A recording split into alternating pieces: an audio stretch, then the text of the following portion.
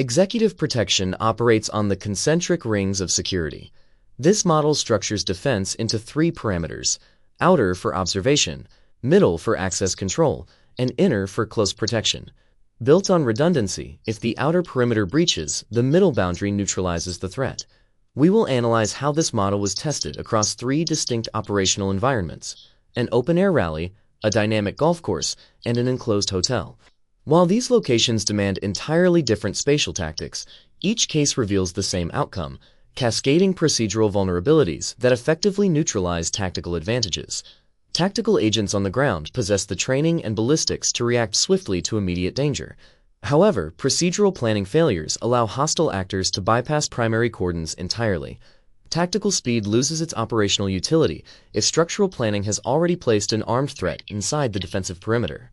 On July 13, 2024, a rally was held at the Butler Farm Showgrounds in Pennsylvania. The venue was expansive, flat, and rural.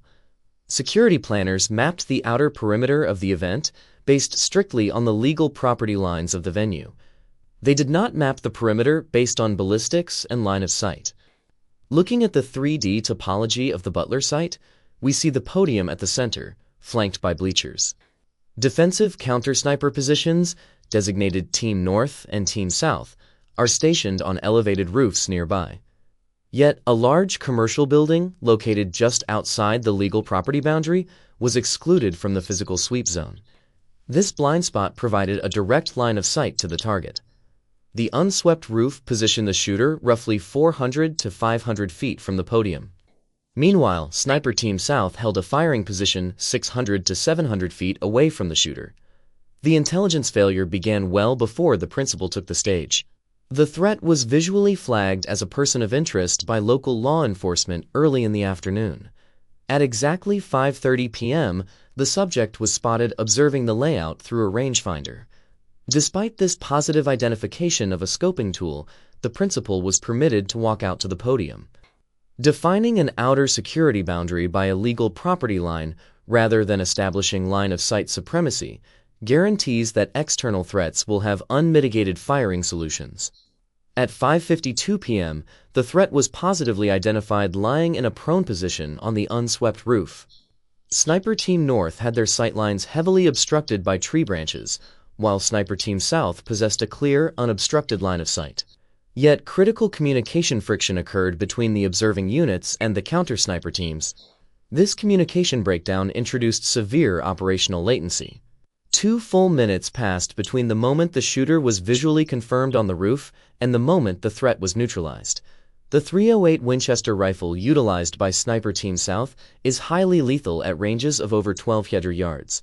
The physical capability to end the threat existed immediately, but the communication protocol failed to authorize the shot in time. Disconnected intelligence sharing between outer observation units and the inner extraction teams effectively nullifies any advantage gained by early detection. The second incident shifts the operational environment to the Trump International Golf Club in West Palm Beach, Florida. Unlike the open layout of the Butler Farm Show, a golf course features a massive, semi-permeable boundary heavily obscured by dense vegetation. This type of terrain requires dynamic, continuous physical sweeps. The threat actor arrived in a discreet black Nissan SUV, parked nearby, and bypassed the chain-link perimeter fence entirely undetected. He then spent the next 12 hours concealed within the tree line, waiting for his target to approach the area.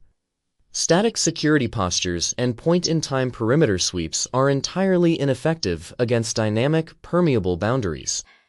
The principal was moving across the course in a golf cart. As he approached the 5th hole, the threat actor was situated roughly 300 to 500 yards away, concealed in the foliage.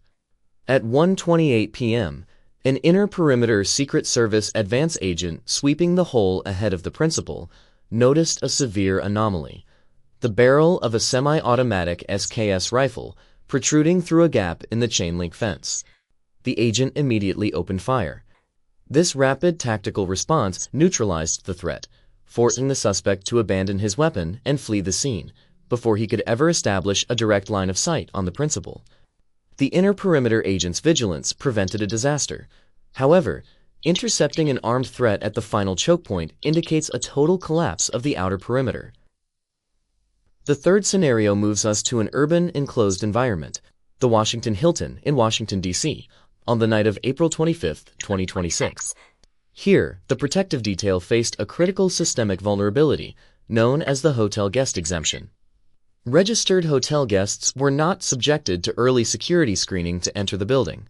The threat actor, Cole Thomas Allen, traveled from Los Angeles to Chicago by train and then on to D.C. He checked into the Washington Hilton on Friday, the day before the event. Because of the guest exemption, he carried disassembled weapons in his luggage directly through the lobby and up to his room, completely unchallenged. Standard intelligence parameters failed to flag him. He passed FBI background checks to legally purchase a shotgun and a pistol in 2023. He had no criminal record. And while he sent a written manifesto to family members, it was dispatched a mere 10 minutes before he initiated the attack, far too late for local police to process the warning. Operating inside the privacy of his hotel room, a zone the security detail left entirely unswept, he assembled his shotgun, loaded his pistol, and readied multiple knives. Granting access based on a commercial transaction, like a hotel booking, nullifies the entire logic of an external security perimeter. Carrying his firearms in a bag, the actor used a desk stairwell to descend from his room directly down to the terrace level.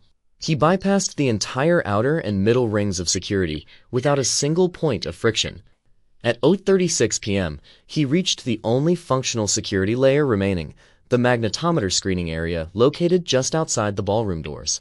He sprinted past the barricades, opened fire, and engaged security forces. 2 shots rang out before he was tackled and pinned to the ground, directly at the metal detectors.